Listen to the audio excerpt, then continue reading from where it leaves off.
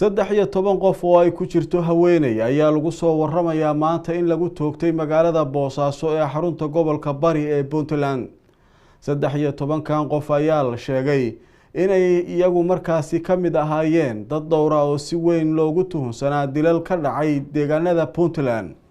dadkan ayaa waxaa la sheegayaa in 27 February ay racfaan ka qaateen xukunkii dilka ee la saaray muddo bila kadibna aanay soo bixin wax natiijo ah oo horumar leh oo ka badbaadinaysa dilkaasi. waxaana la sheegayaa in iminka la toogtay iyadoo sidoo kale dadkaasina la sheegay inay ahaayeen kooxo argagixisa oo ku lug lahaa dilal ka dhacay deegaanada Puntland, gaar ahaan kuwii ugu dambeeyay ee halkaasi lagu dilay culimaaddin caan ka ahaa dalka Soomaaliya, sida dilkii dhawaan loo geystay Sheekh Cabduqaadir Gacame oo lagu dilay magaalada Garowe iyo kuwo kale oo ka horeeyay dilalkaasi oo ka kala dhacay magaalooyinka Boosaaso, Gaalkacyo iyo meelo kale.